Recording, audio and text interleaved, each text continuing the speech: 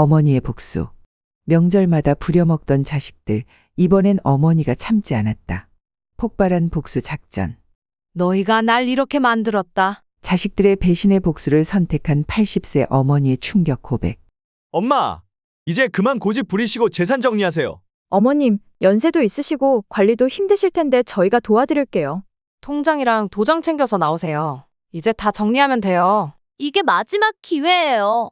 도장 찍으시던지 손주들 얼굴 못 보시던지 알아서 하세요. 안녕하세요, 구독자 여러분. 날씨가 많이 추워졌습니다. 건강 조심하시고 따뜻한 겨울 보내시길 바랍니다. 오늘의 사연은 자식들의 끝없는 요구에 지친 한 어머니의 이야기입니다. 과연 이 가족에게 무슨 일이 있었을까요? 사연 청취 전에 구독과 좋아요, 알림 설정 부탁드립니다. 그럼 시작하겠습니다. 안녕하세요. 서울 마포구에 사는 올해로 80세 김순자입니다.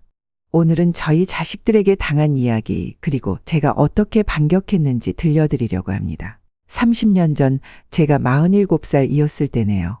남편과의 갑작스러운 이별이 시작이었습니다.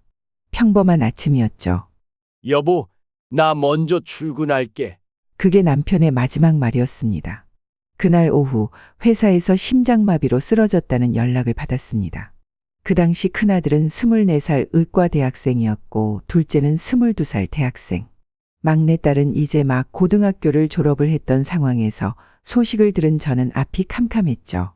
하지만 장례식 날 예상치 못한 소식을 들었습니다. 남편이 10억 원의 생명보험에 가입해 있었던 것입니다. 김 여사님, 남편분께서 가족을 위해 거액의 보험을 들어두셨더군요. 보험사 직원의 말에 저는 놀라움을 감출 수 없었습니다. 10억이라고요? 어떻게? 네, 매달 꾸준히 납입하셨더라고요. 가족을 위한 마지막 선물이라고 하셨답니다. 그 순간 남편의 사랑을 다시 한번 느낄 수 있었습니다. 보험금으로 자녀들의 학비와 생활비를 해결할 수 있었지만 자녀들에게는 이 사실을 숨기기로 했습니다. 그들이 스스로의 힘으로 성장하길 바랐기 때문입니다. 그래서 식당 일도 그만둘 수 있었지만 꾸준히 식당 일과 잡일을 이어갔습니다. 엄마, 등록금은 어떡하죠? 걱정 마. 엄마가 어떻게든 해결할게. 매달 적당한 금액만 주며 절약하는 척했습니다. 자녀들은 열심히 공부하고 일했고 결국 모두 성공했습니다. 그리고 하늘이 도왔는지 주식이나 아파트들을 살 때마다 오르는 행운을 얻어 꽤 여유 있는 재산을 일구었죠. 큰아들은 의사가 되었고 작은아들은 대기업에 취직했으며 딸은 학원을 차렸습니다. 하지만 그들의 성공과 함께 욕심도 커져갔습니다. 어머님은 정말 대단하세요. 어떻게 혼자서 새아이를 그렇게 훌륭하게. 자식 농사는 다 지으셨네요. 처음에는 자녀들도 감사했습니다. 엄마, 정말 고마워요. 이제는 제가 효도할게요. 어머니, 저희가 이제 은혜 갚을 차례예요. 하지만 그건 잠시였습니다. 자녀들이 결혼하고 안정된 직장을 가지면서부터 그들의 태도가 달라지기 시작했습니다. 첫 번째 요구는 큰며느리에게서 시작됐습니다. 어머님, 제가 명품 가방을 하나 사고 싶은데 얼마나 필요한데? 300만 원이면 될 것 같아요. 루이비통 백이 너무 예쁘더라고요. 그때 제가 도와줬던 게 실수였나 봅니다. 그 후로 요구사항이 눈덩이처럼 불어났어요. 엄마, 중형 국산차를 사려고 하는데 어머님, 애들 영어 캠프에 보내려고요. 엄마, 회사에서 승진하려면 골프를 배워야 해요. 매달 들어오는 요구는 점점 더 커졌습니다. 엄마, 전세 보증금이 좀 모자라네요. 어머님, 제주도로 가족여행을 가고 싶은데요. 엄마, 주식이 떨어져서 급전이 좀 필요한데요. 거절하면 자녀들의 태도가 돌변했습니다. 엄마는 왜 이렇게 인색하세요? 다른 엄마들은 다 해주던데. 어머님, 우리가 얼마나 효도하는데 이것도 못 해주시나요? 엄마, 우리 아이들 불쌍하게 키우실 거예요? 그러던 어느 날 큰아들 부부가 갑자기 찾아왔습니다. 엄마, 이제 재산 관리는 제가 하는 게 좋을 것 같아요. 이 말을 시작으로 더 큰 시련이 찾아왔습니다. 설날이었습니다. 아침부터 전을 부치고 떡국이랑 갈비찜을 하면서 자식들을 기다렸죠. 어머님, 저희는 점심 먹고 올게요. 시댁에 먼저 가봐야 해서요. 큰며느리의 문자에 서운했지만 이해하려 했습니다. 오후 3시 자식들이 하나둘 모였습니다. 엄마, 차례상은 왜 이렇게 검소해요? 딴 집은 전복도 있고 음식이 산더미던데. 어머님, 세배돈은 얼마 준비하셨어요? 엄마, 이번에 애들 영어 캠프 보내야 하는데 세뱃돈 좀 많이 주세요. 제가 정성스레 준비한 음식은 쳐다보지도 않고 세뱃돈 타령만 했습니다. 어머니, 설날이니까 통장 정리 얘기 좀 할까요? 며느리가 거실 소파에 앉으며 말했습니다. 그래, 얘기해보자. 어머님 앞으로 된 아파트가 있잖아요. 그거 저희한테 증여하시면. 맞아요, 엄마. 세금 폭탄 맞기 전에 빨리 정리하는 게 좋아요. 설날 차례상 앞에서 자식들은 제 재산을 나누는 계산기를 두들기고 있었습니다. 그날 저녁 자식들이 돌아간 후 깊은 한숨이 나왔습니다. 설날 아침부터 밤까지 부엌에서 음식을 만들었지만 아무도 맛있다는 말 한마디 없었어요. 그해 가을 추석이었습니다. 어머님, 이번 추석은 저희 가족 여행으로 제주도 가기로 했어요. 다녀와서 뵐게요. 엄마, 우리도 강원도 가려고요. 갔다 와서 드릴게요. 엄마, 우리도 가족여행 가요. 여행 경비만 좀 보태줘요. 명절마다 반복되는 모습에 지쳐갔습니다. 더 서글픈 건 손주들의 변한 모습이었어요. 할머니, 세뱃돈 많이 주세요. 제 친구 할머니는 50만 원씩 주신대요. 할머니, 우리 학원비도 내주세요. 엄마가 할머니한테 말 안 했어요.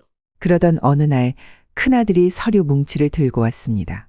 엄마, 이제 모든 재산을 정리하셔야 해요. 여기 양도계약서 가져왔어요. 갑자기 왜? 어머님 연세도 있으시니 이제는 저희가 관리해야죠. 큰며느리가 차갑게 말했습니다. 맞아요, 엄마. 빨리 도장 찍으세요. 세금 폭탄 맞기 전에.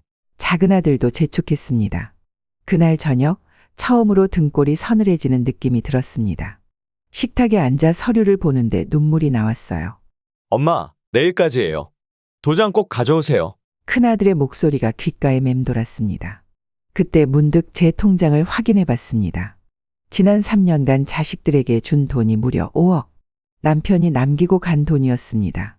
이런 상황이 오지 않게 하려고 그렇게 숨기고 아둥바둥 살아왔었는데 제가 잘못했었나 싶었죠. 다음 날 아침 변호사 사무실을 찾았습니다.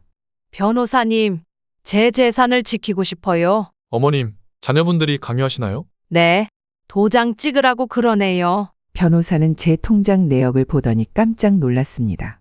이건 명백한 노인학대입니다. 사기 혐의로도 고소가 가능해요. 그 말을 듣는 순간 제 마음속에서 무언가가 확 바뀌었습니다. 그날부터 계획을 세웠습니다. 먼저 모든 재산을 신탁계좌로 옮겼고 주거래 은행도 몰래 바꿨습니다. 엄마, 오늘 도장 찍으러 가기로 했잖아요. 현관문을 두드리는 자식들의 목소리가 들렸습니다. 현관문을 열자 자식들이 서류를 들고 서 있었습니다. 엄마, 도장 가져오셨죠? 그래, 잠깐 앉아보렴. 떨리는 손으로 입을 열었습니다. 사실 엄마가 큰 실수를 했어. 무슨 말씀이세요? 주식 투자했다가 전 재산을 다 잃었어. 순간 방안이 얼어붙었습니다. 뭐라고요? 농담하시는 거죠? 아니야, 다 잃었어. 아파트도. 큰아들의 얼굴이 새하얗게 변했습니다. 어머님, 그걸 왜 혼자 결정하세요? 저희한테 맡기시지. 며느리가 발끈했습니다. 미안해. 엄마가 정말 미안해. 눈물을 흘리는 척하며 말했습니다. 그날 이후 자식들의 태도가 180도 바뀌었습니다. 전화도 뚝 끊기고 문자도 오지 않았죠. 명절에도 찾아오지 않았고 제 생일도 깜빡했답니다. 남편 제사도 저 혼자 지냈네요. 6개월이 지난 어느 날 동네 마트에서 큰며느리를 우연히 마주쳤습니다. 어머님, 많이 불편하시죠? 아니야. 그래도 살만해. 며느리와의 만남 이후 마음이 더 단단해졌습니다. 변호사와 상담 후 모든 증거를 준비했습니다. 자식들이 보낸 문자 메시지, 협박성 전화 녹음, 재산 요구 증거들, 그리고 마지막 카드를 꺼냈습니다. 자식들에게 문자를 보냈죠. 오늘 저녁 8시 집으로 모여라. 자식들이 하나둘 모였습니다. 엄마, 무슨 일이세요? 이제 진실을 말해야겠구나. 서류 가방을 열었습니다. 사실 엄마가 거짓말했다. 네? 재산 하나도 안 잃었어. 다 내가 관리하고 있지. 자식들의 얼굴이 하얗게 변했습니다. 그리고 이건 통장 내역과 자식들의 협박 증거들을 내밀었습니다. 이런 증거들 다 모아뒀어. 앞으로 재산 얘기 꺼내면 이걸로 고소할 거야. 엄마, 저희가 이제 늦었다. 너희가 날 이렇게 만들었어. 증거는 이것만이 아니야. 서류 봉투에서 또 다른 서류들을 꺼냈습니다. 이건 새로 쓴 유언장이야. 너희들한텐 단 한 푼도 상속하지 않기로 했어. 엄마, 그럴 순 없어요. 왜 안 되는데? 내 재산이야. 어머님, 이러시면 안 돼요. 저희가 잘못했습니다. 큰며느리가 무릎을 꿇었습니다. 이제 와서 내 돈이 없어지니까 이러는 거지? 앞으로 매달 첫째 주 토요일 노인복지관에서 봉사활동하는 걸로 신청해놨다. 네? 거기서 치매 어르신들 돌보면서 네가 왜 그렇게 살았는지 반성해봐. 엄마, 이제 가봐. 다시는 돈 얘기 꺼내지 마. 자식들이 떠난 후 오랜만에 편히 잠들 수 있었습니다. 지금은 복지관에서 봉사도 하고 텃밭도 가꾸며 살고 있습니다. 주말마다 이웃들과 산책도 하고 요가도 배우러 다니죠. 자식들은 가끔 연락이 옵니다. 엄마, 저희가 정말 잘못했어요. 어머님, 용서해 주세요. 하지만 이제는 깨달았습니다. 진정한 행복은 나 자신을 사랑하는 것이라는 걸요. 지난주 복지관에서 만난 할머님께서 말씀하셨습니다. 순자 씨, 요즘 표정이 참 밝아졌어요. 네, 이제야 제 인생을 찾은 것 같습니다. 자식들과의 갈등이 어느 정도 정리되고 평화로운 날들을 보내던 어느 날이었습니다. 큰아들이 퇴근 후 늦은 시간에 찾아왔습니다. 엄마, 웬일이니? 이런 시간에? 아버지 이야기를 해야 할 것 같아요. 순간 가슴이 철렁 내려앉았습니다. 아버지가 돌아가시기 며칠 전에 저를 따로 부르셨어요. 큰아들의 목소리가 떨렸습니다. 그때 아버지가 이런 말씀을 하셨어요. 무슨? 네 엄마 고생 많이 한 사람이다. 평생 고생하신 분이야. 돈보다 중요한 건 가족이란다. 라고요. 아들의 눈에서 눈물이 흘렀습니다. 근데 전 아버지의 그 말씀을 완전히 잊고 살았어요. 아들아, 지난 6개월 동안 많이 생각했어요. 엄마가 거짓말로 재산을 잃었다고 했을 때 우리가 얼마나 돈에 눈이 멀었는지. 봉사활동 가면서 다른 어르신들 만날 때마다 엄마 생각이 났어요. 우리가 얼마나 이기적이었는지. 어머니, 용서해 주세요. 아들이 제 앞에 무릎을 꿇었습니다. 아들의 눈물을 보며 제 마음도 복잡해졌습니다. 아버지가 돌아가시기 전에 또 한 가지 말씀을 더 하셨어요. 또? 무슨? 네 어머니 통장을 절대 건드리지 마라. 평생 한 푼, 두 푼 모으신 돈이다. 식당 일 하면서 손이 다 부르텄던 거 나는 다 안다. 하고요. 제 눈에서도 눈물이 흘렀습니다. 그런데 전 아버지 말씀은 잊고 엄마 돈만 탐했어요. 정말 죄송해요. 그때 작은 아들도 문을 열고 들어왔습니다. 엄마, 저도 할 말이 있어요. 너도? 사실 아버지 장례식 때 빚이 있다고 거짓말한 적이 있었어요. 그때 엄마가 주신 3억으로 주식 투자를 했었는데 뭐라고? 다 잃어버렸어요. 그래서 그동안 죄책감에 엄마 얼굴도 못 보고 엄마, 제가 다 갚을게요. 이제부터 매달 조금씩. 작은 아들의 눈에도 눈물이 고였습니다. 바로 그때 딸도 들어왔습니다. 저도 엄마한테 할 말이 있어요. 지연아, 지난번에 학원 확장한다고 돈 빌려가서 사실 그거 다 제 명품 사느라 써버렸어요. 딸이 흐느끼며 말했습니다. 순간 화가 치밀었습니다. 하지만 그 순간 남편의 사진이 눈에 들어왔어요. 당신, 우리 자식들이 이제야 정신을 차렸네요. 깊은 한숨을 내쉬고 자식들을 바라봤습니다. 이제 와서 다들 왜 이러니? 엄마, 우리가 정말 잘못했어요. 이제부터 매주 한 번씩 꼭 찾아뵐게요. 봉사활동도 성실히 할게요. 빚진 돈도 꼭 갚을게요. 그날 밤 오랜만에 가족들과 함께 저녁을 먹었습니다. 엄마, 이제부터 매주 일요일마다 다 같이 밥 먹어요. 큰아들이 제안했습니다. 됐다. 너희들 각자 살기 바쁠 텐데. 아니에요. 이제는 달라져야 해요. 작은 아들이 말했습니다. 맞아요, 엄마. 우리가 얼마나 이기적이었는지 이제야 깨달았어요. 딸도 눈물을 닦으며 말했습니다. 다음 주 일요일 아침 일찍부터 초인종이 울렸습니다.